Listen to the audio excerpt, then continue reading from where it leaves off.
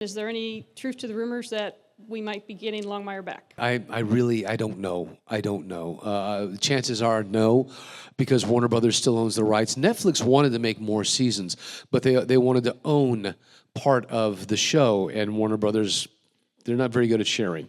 So they did not let them buy in, and so 6 was it. Well, Warner Brothers seems to be having a fire sale now, so right? Exactly. maybe the positive. Send an email to Netflix. I think we'd all do movies though. I think because there's so many of Craig's books that never got adapted. So I think we'd all be open to that.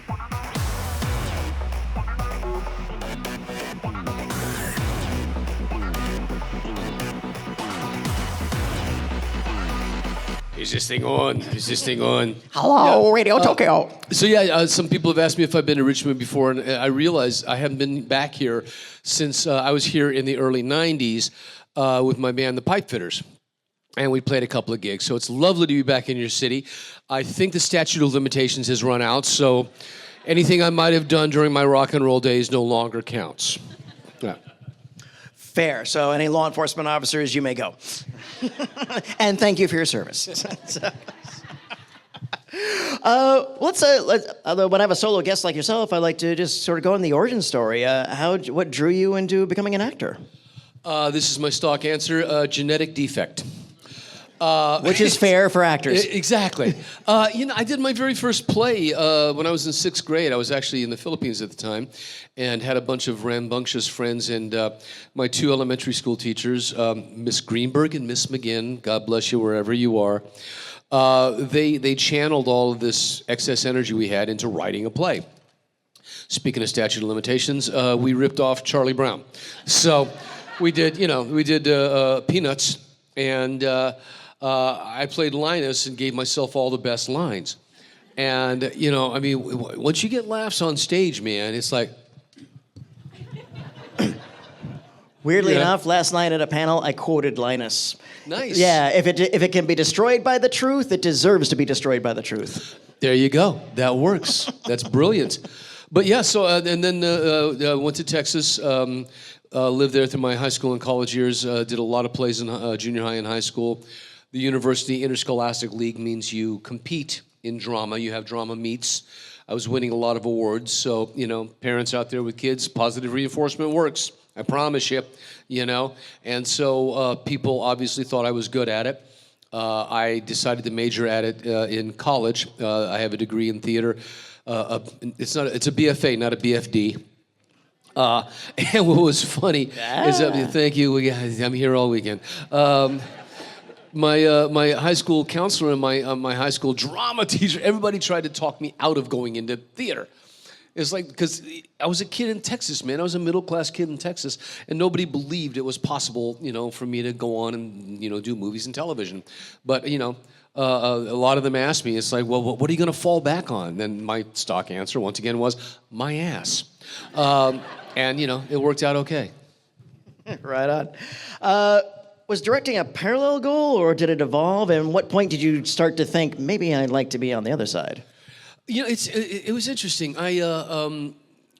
In college and even in high school, I wrote plays, I produced them, I directed them, and through my work with the Film Actors Lab in Dallas, Texas, with a wonderful man who was my mentor, Adam Rourke, I was writing a lot of the exercises and teaching class and everything else. So I was kind of doing it all, at that level. And then I got to Hollywood, and it was like, well, I'll continue to do this. And the first thing I wrote and directed, co-wrote, I should say, was a thing called Dangerous Touch in 1990 with Kate Vernon, who was wonderful. But I did a lot of independent films, going throughout the early 90s and whatnot. And then finally decided to start directing television when I was doing Longmire. And they let me direct an episode, and the DP on the 3rd day said, man, you should be doing this. So it's like, yeah, okay. So for the first time in my career, I got a directing agent, and since then I've done Fear the Walking Dead, Agents of S.H.I.E.L.D., a dozen other things, and still really, really love it. So it just sort of came out of a natural evolution, in Hollywood because I'd done it all before, and I continue to write. Anybody who's read the Tinderbox, the novel that I wrote, Soldier of Indira, the sequel is coming out in November. Tinderbox Underground Movement. So right now, Yvonne is just working on the illustrations. So I continue to write. I'm doing some screenplay writing and continue to direct. I'm attached to do a couple of independent films this year. But for me, it's all branches of the same creative tree. I'm a storyteller. I'm a communicator. And whatever form that takes, that's what I'm going to, go after. I'm glad you mentioned Longmire because that was my favorite TV show of the 10s. Thank you. Yes. Yeah. Really was. And it's funny because I was joking with Katie the other day. It's like, you've been in my favorite show of every decade, Battlestar Galactica, Longmire, Mandalorian. So she's got the hat trick. But I loved it. Was your characters not using contractions, was that from the book or is that an affectation for the show? It is 100% from the book. Okay. It is a beautiful day at the Red Pony in continual soiree. When I went for the audition, I immediately went out. I fortunately had a couple of weeks, so I went out and I got the first 2 books, zipped through them, and made note of the fact that right there, boom, in the cold dish, it says Henry Standing Bear does not use contractions, and the sides I got had contractions in them. So Really? Oh yeah. So sometimes you don't ask permission, you just do it. So I took all the contractions out. And this is one of author Craig Johnson's favorite stories.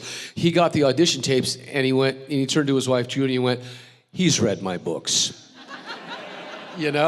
So it's like, go to the source. And the one thing, I've read most of the books, and Craig and I are still very dear friends. As a matter of fact, Craig was instrumental in me finishing the Tinderbox. Because I showed him a few chapters, and I went, "Am I wasting my time?" He goes, "No, you got to finish this." And the magnetized broadswords, Craig's idea. So, But at any rate, the books, even though the series is a little different, and we tell different stories and whatnot. There's always that license. And, not old enough to, actually have served in Vietnam. But the books were such a resource for me because of all the sort of things between the lines that you don't get from television scripts, Knowing that Henry was in Black Ops in Vietnam and was a badass. So, it just affects how you walk and how you deal with things and how you, he was unflappable, not scared of much. Except that one girl that was bad news. That the character tried to keep a secret from her. The heart. Are you seeing her again? It was the heart, Yes. And one of my favorite lines, and now one of my favorite drinks, when Walt says to me, "Is that a Manhattan?" And I say, "I have always enjoyed Manhattans." It must have taken 6 takes to get that line out straight. I have always Manhattans. Yeah. Well, again, thank you so much for that performance and all the part you took in that show. It was very important to me. One thing we should definitely acknowledge is what has been told to me by Eddie, the most watched film in America, Stand and Deliver. It's true, and because every single year, high schools across America show Stand and Deliver. Yeah. So God knows how many, I'm not getting any residuals, I'll tell you that, But we're opening up young minds, and that's even more important. But yeah, it's the truth. I have no problem believing that because, I don't think there's a teacher that comes up to the table who doesn't go, I show it in my math classes, hey, I'm not surprised. No, absolutely. And just because I have several female friends of mine that want to know Young Guns, because you were their favorite. The long hair. It was the hair. It was the hair. And the knife. There's that. The knife work. Yeah. Those are the data sweats. The first film, and what was your reaction when they said, "I think we want to do another one," And I thought everything was so bow tied nicely, but I really thought the sequel retrofitted quite well. I prefer the sequel because the first one was very much supposed to be an MTV Western. Yes. And they succeeded. And they succeeded. and I love the first one. The second one aspired to be a big screen classic Western.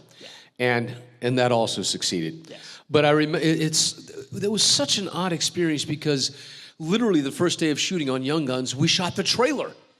It was like one of the first times the studio had set a release date for a film before it actually had been All the zoom-ins and the close-ups. All of those were on the very first day of filming. Emilio, that kooky look in his eye. Yeah, and it was so. Carrie Elways was actually on set hanging out that day.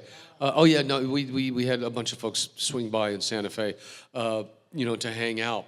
So we did that, and then we got news, probably about 2/3 of the way through, that the advance word on the film before it even came out was so good from the trailer and everything that they went ahead and greenlit the sequel.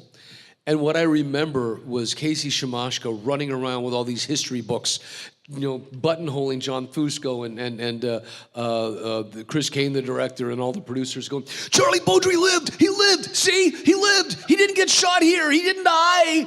Can I be in the sequel?"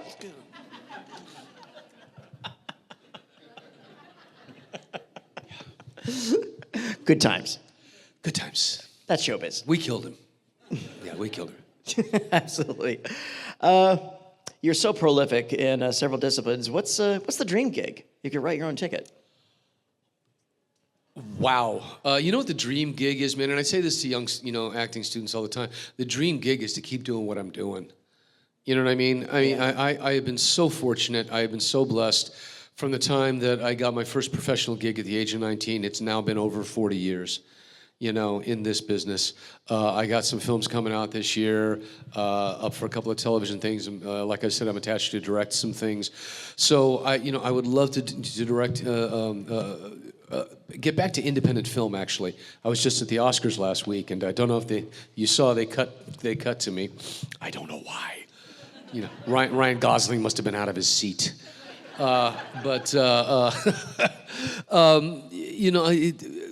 Film is back. Film is back in a big way, and I'm thrilled about. And I'm really thrilled about the more personal films that are being made and that are very unique. The Holdovers was certainly one of my favorite films of last year. Yeah, right. Just good old-fashioned filmmaking. And I got a couple of scripts that I'm attached to that are the same feel of like let's just make a good film. Let's not have to depend on all the effects and everything. Although I wouldn't mind being in one of those. Right. And I'd love to go back to Broadway again. I haven't been back on Broadway since I did The King and I back in '97. I did. Got a nomination. Yes, indeed, Tony nom, exactly. And we won 4, including Best Revival. I was back on stage last summer, and I did Miss Saigon down at Casa Manana in Fort Worth. We've got some old dear friends, and so whenever they call, it's like, yeah, sure, I'll come out. And that was a blast, although I was scared shitless, I'll tell you that right now. I hadn't done that show, and it's singing top to bottom. There's no let's pause and act. It's like, when the conductor starts and the orchestra starts, that's it, man. Just, straight through. And if you screw up and drop a line or something, you got to catch up somehow. It's a whole bunch of dominoes that are out of sync. Yeah. No, absolutely. Well, thank you for indulging my capricious curiosity. But before I get to the audience questions, on behalf of myself and everybody else, I just want to thank you. I want to thank you for your talents and your professionalism and the performances and the work you've done in front and behind the camera. Like I said, you've done a great body of work, and we're so looking forward to the next thing. Well, thank you so much. No, thank you, brother. Thank you. All right, who thinks they have a question? Wait a second. All right, so let's go ahead and do a line. So we'll do the center. Do the center right here on the tape and all that fun stuff. Hello again. Hey. See, she's got to get something off her chest. Diamond Phillips are forever. That's a good one. That's a good one. That's a good one. Okay. What's your name so our audience knows? It's Sharma. Sharma, yeah, what you got? Okay. Well, my question is kind of a long one. It's as a fellow multiracial person, you were a true hero of mine that I looked up to while I was growing up. So since you were an actor, writer, and director, what was it like for you to grow up in a world that was just opening up to people like us? That is a great question. That is a great question. Being multiracial, but a Navy brat, I was not aware that people would put me in a box until I got to college, really. Because I grew up on Navy bases, and there were a lot of us mixed breeds, you know what I mean? And so it was nothing out of the ordinary. But it wasn't until, like college applications, what are you? Other. I was always other, or check a lot of bucket boxes. But, and then in Hollywood too, we're doing better, but we're still putting people in little boxes. Sometimes the inclusivity is exclusive, because it's like, okay, only South Koreans can read for this, or only, whatever. And it feels like we're being just a little too, narrow-minded in that respect. But when I was doing La Bamba, when I was doing Stand and Deliver, I was one of the few guys that looked like me. And so I was very, very fortunate, and pretty quickly on, I realized that I would be carrying the torch for, performers of color. And now it's very important to me when I'm a director for television, I open things up. A few times I've flipped characters to LGBTQ just for some representation. If there's a role, I'll say, I don't care what it's written as, let me see everybody. And I try to level the playing field and then, choose the best actor. I flipped a few roles from male to female just to give us, a little bit more opportunity. And I'm very, very proud of what we're doing at the Academy. I am one of the governors of the actors branch. And we, every year when we allow people in, we have a mind not only to equity and diversity and inclusion, but international, because film is an international language. So within the actors branch, I believe we're at parity on male and female now. We're certainly being much more mindful of LGBTQ+, and making sure we are not just waiting for people to come to us. We're out there looking for those people, because this, the Academy is evolving and our industry is evolving, and we want to keep pace with that. Thank you very much. No, thank you. Great questions. My pleasure. Thank you. Hi, what's your name? My name's Michaela Harley, and I wanted to ask, so Stargate Universe, which I love, I wanted to know if there were any memorable moments for you, either on set or off. Lots. First of all, I love that cast. I'm still in touch big time with David Blue. I talk to him all the time, and Louis Ferrara. Just Alana Huffman, Elise Living. Just forget about it. A great cast. Loved hanging out with that cast. And Vancouver is one of my favorite cities in the world, so it was pretty fantastic being there. Amazing restaurants, and I'm a bit of a foodie. So I just love that whole experience. I can't remember if it was the third or fourth time or whatever that the writers decided to kill Telford again. And I'm like, did I piss you guys off? You keep killing me and bringing me back, and if you don't, you just kick my ass. I know the guy's a jerk, but I was brainwashed. It's not my fault. It was just a lot of fun and always a really great challenge. And that set. That set was the real deal, man. That was made out of steel. It was just huge. I think they thought it was going to be around for quite a bit longer. Great question. Thank you. Thank you. Mm-hmm. Hi, what's your name? Leslie. Leslie, what do you have? So I just want to, similar to her question, anything you want to talk about Wolf Lake, because Wolf Lake did not last long enough, and there's very little information out there about it, because it didn't get any press either. Okay, so here's the reason, and not to trivialize world events, certainly not, but I understand why we didn't make it. Well, what's interesting, first of all, is we were ahead of the curve. We were so far ahead of the curve, a few years before Twilight. So a werewolf show was, really out of the box. We were supposed to premiere September 12th, 2001. Yes. Yeah. So we were not the kind of thing America wanted to see right then. It really didn't. 24 did great, but a werewolf drama was not going to cut it. People were looking for comfort food, and we were up against Nightline and ABC 2020. So the news was really just taking all the ratings. I loved that cast. My God, look at Mary Elizabeth Winstead now. Good gravy, Paul Wesley. I mean, it's just a stacked cast, and good friends. Tim and Graham Greene and Sharon. I mean, just good friends. Bruce McGill. So I loved doing that. Somebody came up to the table earlier and they guessed it. They were setting up the fact that John Kanan, my character, and why I tracked Mia to Wolf Lake, is that I didn't know it, but it's in my DNA. I was supposed to be the alpha wolf. And the second season was going to be a big, big fight with me and Tyler. Yeah. So, the whole kind of werewolf war. Say that 10 times fast. It's a werewolf war. Yeah. No, thank you. There you go. Yeah, right? Really. It's been a mystery for quite a while.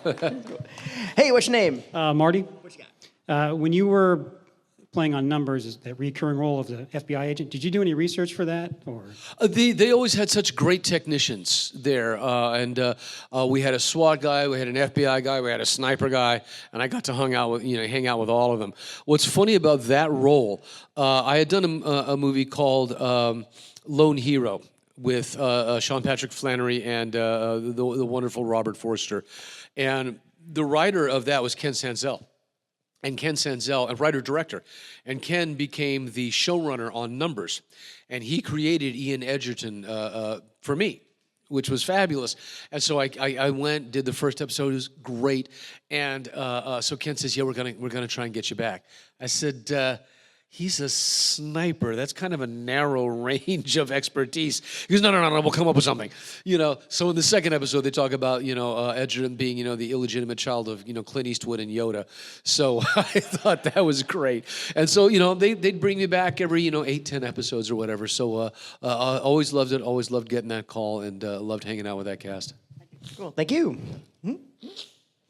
Hi, what's your name? My name's Zachary.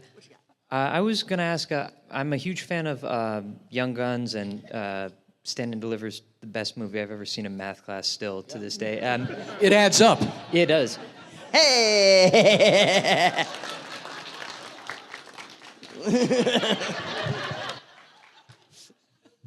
I get all the candies.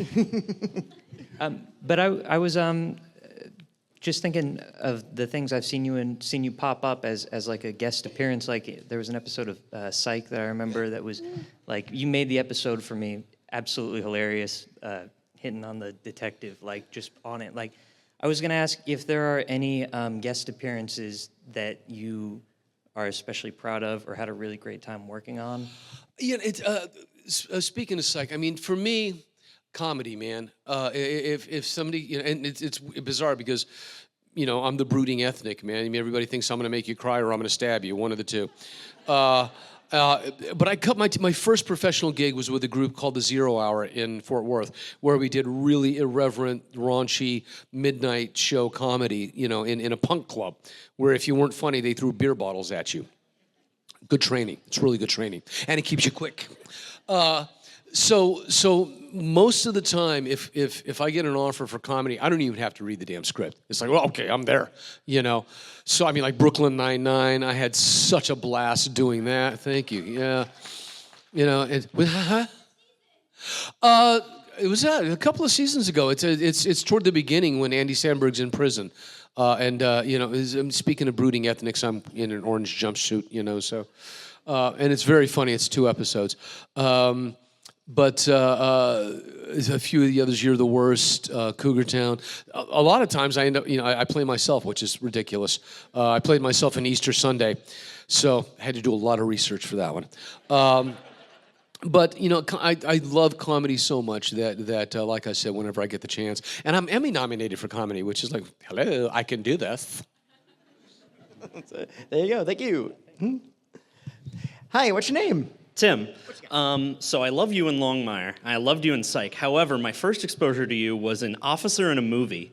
Wow. And with Von Ryan's Express being the first one of those. So I was wondering, did you have a favorite movie guest pairing from that series, or just something notable about that? Yes.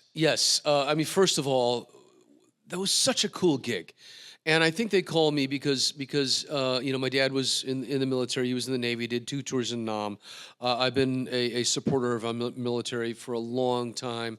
Still continue to support. I'm having a little charity dinner that we auctioned off for homes for veterans, and I'll be doing that in March. But always happy to stand up for our service people. Thank you for your service. Thank you for all of that. We wouldn't have the lives we have today if it weren't for you guys.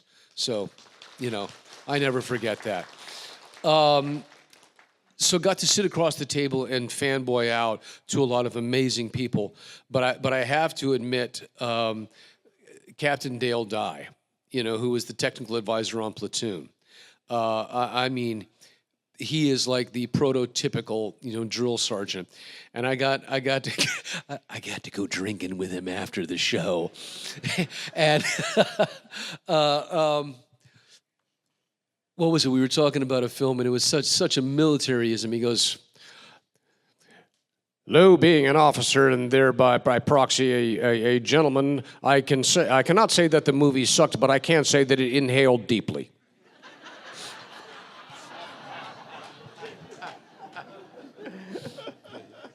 Nice. What was a movie that maybe you were unaware of that you had to watch in preparation for that gig? Oh my goodness!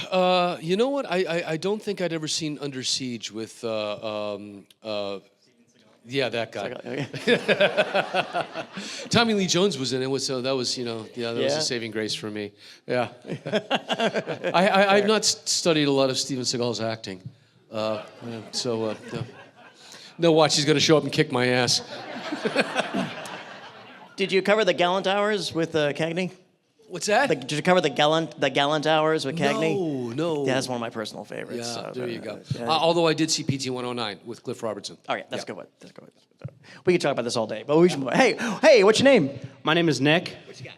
So I'd seen bits and pieces of La Bamba for years growing up as a kid, but my first real exposure to seeing you was in Longmire, and I was just curious, what are some of your favorite memories of working on Longmire? Because that show ran for about 6 years. It was pretty fantastic. Okay, I'll tell this story. I see there's a child that just walked in, but I'm going to tell this story anyway.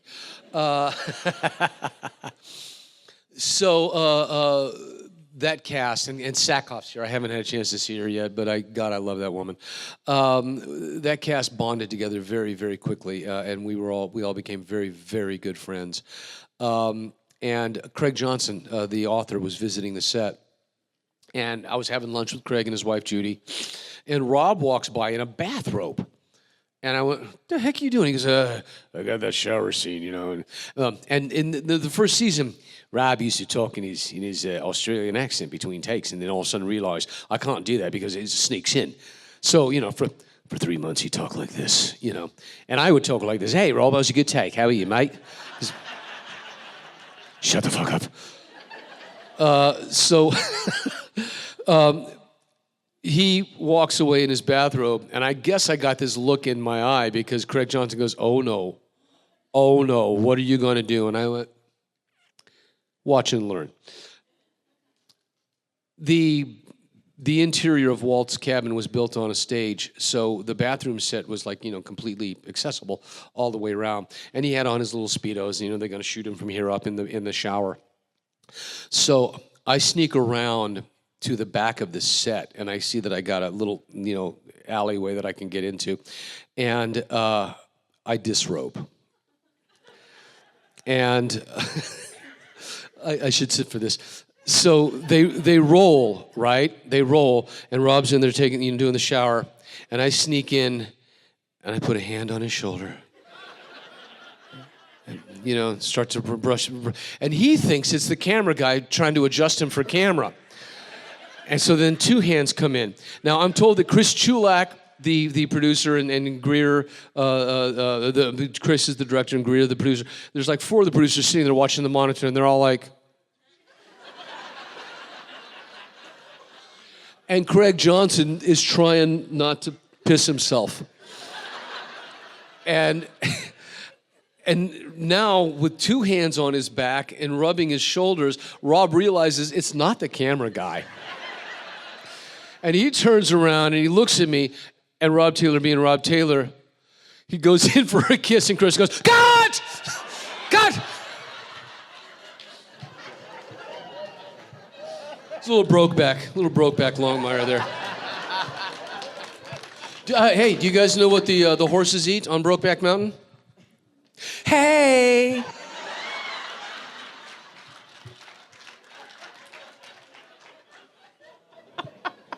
There you go. Oh, what was it like when you got the news that the show had been saved by Netflix? We were all really relieved, but we were very privy to the behind the scenes of this thing. And Netflix was new. We were like one of the first shows that they had saved. Yeah. But we had a really lovely personal phone call from Peter, the president of Warner Brothers, and Peter Roth. And he said, no, he called Ted Sarandos personally and goes, "This is in the works. Don't panic.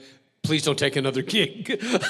we're gonna figure this out." So we knew that things were, hopefully getting together. Unfortunately, it didn't work out for Prodigal Son because they tried the same thing and they didn't pick us up. So it was a shame. Yeah, that's showbiz. Yeah, that's very true. Thank you. Hey, what's your name? My name is Will. What's your name? You are a very versatile actor, and I love everything you do. I was wondering, what is your favorite genre to act in? Ooh. Employment.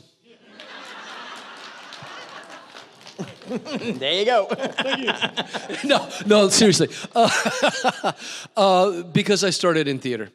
And because I did everything from Shakespeare to Moliere and Mamet and just all over the board, comedy, drama, I really, really considered myself a character actor from the beginning. And I have to say that where we're at right now, in this, back in the 80s, man, you were a film actor or you were a TV actor or you were a stage actor. Now you can do it all. My God, Sam Jackson does commercials. What's in your wallet? You know what I'm saying? Is J.K. Simmons, Oscar winner. So now nobody holds anything against you. So you're able to do all these different things. And for me, like it's like the directing or the writing. It's all just different branches of the same creative tree. And I love doing it. But I will say that when you're doing either sci-fi or a period piece like a Western, you really know you're acting. It's not like doing something contemporary and wearing contemporary clothes and shooting in apartments or on streets. When you get on a Western set or you get on a sci-fi set, you know that you're acting and that you're creating something that wasn't there before, and that's always a lot of fun. Horrors, though, are like really uncomfortable because you get covered in blood and it's really sticky and you have to scream your ass off, and that kind of sucks. But, Cool. Great question. Thank you. Hey, what's your name? Steven. What you got, Steven? I just finished Ed Zwick's book, and the one common thing with his movies, because he's very, very broad, is the casting, the discovery of Matt Damon in yours, and also bringing strong stars established. So what was that like? It was amazing, man, I'm glad you asked that because he didn't want a famous person for Monfreeze. And I'm like, well, you got Denzel Washington. He's famous, But yes, he discovered Matt Damon in that. In the early 90s, they had made me offer only, And it was one of those, epiphanies, come to Jesus moments where I'm watching movies and I'm like, why didn't I see that script? Why didn't I get that part? Why wasn't I up for that? And I realized that, you can't rest on your laurels, not in Hollywood. If you want something, you got to go get it. And so that script, kind of came down the pike, and it was like I read it and I went, I'm going for this. And auditioned for it like 4 times, and finally had a chemistry read with Denzel. But it was, it just showed me that, you really you can't wait for it to come to you. You do not get tenure in Hollywood, so you got to keep hitting the bricks. And ever since that time, it's like if there's something good, whether I'm right or not, but if I can get my foot in the door, let's go for it, because there's a lot of competition out there. And Ed Zwick is still one of the finest directors I've ever worked with. Similar to what he's doing, where he's just taking everything. Yeah. Absolutely. Oh, thank you. Cool, thank you. Hey, what's your name? Matt, just want to say thank you for all the years. Great actor, love you. What was it like making the first Power? I loved making the first Power, except for the fact that it kicked my ass. So many fights, so many stunts. I actually, because they're doing a lot these days. It's like, let's do the sequel. Let me play my age now and be broken down, cynical Russell Logan. But yeah, both me and my stunt double, Jeff Cadiente, who I love to this day, who is now the stunt coordinator on The Cleaning Lady that I've directed a few episodes for. The guy that, and it was a little guy, a little gymnast guy, doubled both the nun and the bag lady, all right? Kicked me in the nuts twice.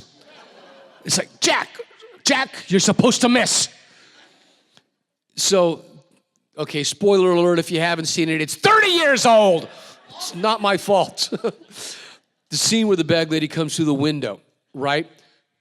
First take, Jack puts his knee in the back of my head, and we go down. And I said, Jack, listen, man, when you come, aim for my back, would you please? I don't mind putting the knee in the middle of my back, okay? That, He goes, okay, Lou, got it. Second take, same damn thing. Ding! Rings my bell.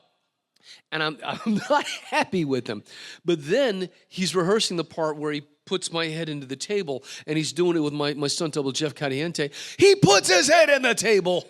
And Jeff had to go to the hospital to get stitches. Like, Jack, dude, decaffeinated. Okay, this is all I got to say. Decaffeinated. Thank you, brother. And hey, what's your name? Susan. Susan. 2 questions. Did you ever get... Well, you're supposed to be 1, but you're the last one, so I'll let you do 2. It's okay. That's a yes or no. Okay, that's fair. Did you ever meet Jaime Escalante? And the other question is, are we going to see it Longmire days? And is there any truth to the rumors that we might be getting Longmire back? Okay, yes. Jaime Escalante, yes, was on the set almost every day. And I've told this, it's like Tweedledee and Tweedledum. Literally, Eddie would follow Jaime around shadowing everything that he did, which was hilarious. There was one take where in the wide shot, I was doing the math problem. In the close-up, I was acting. So I was looking, and I was just, I was faking it below. And Jaime came up to me after the first take. He goes, hey, Johnny, let me show you how to do this. I don't really have to know. No, let me show you. I'm like, oh, God, all right. and he shows me how to solve the problem, even though it's never even on camera. Longmire days, I have been working. Thank God. Every time that happens, I tend to stay very busy. So unfortunately, I've never been able to make it up there. I know it's amazing and wonderful and fun. And I should get up there just to drink with Rob again. And as far as coming back, I don't know. Chances are no, because Warner Brothers still owns the rights. Netflix wanted to make more seasons, but they wanted to own part of the show, and Warner Brothers, they're not very good at sharing. So they did not let them buy in, and so 6 was it. Well, Warner Brothers seems to be having a fire sale now, so... Right? Exactly. Maybe the positive. Send an email to Netflix. I think we'd all do movies, though. I think because there's so many of Craig's books that never got adapted. So I think we'd all be open to that. Hi, I'm Patty. I wanted to know what kind of upcoming projects that you have on your docket that you may be allowed to share with us. Yes, a few of them, actually. I have a film coming out with Frank Grillo and Katrina Law sometime in the spring. I hear it soon. Called Werewolves. Guess what it's about? Zombies. Right?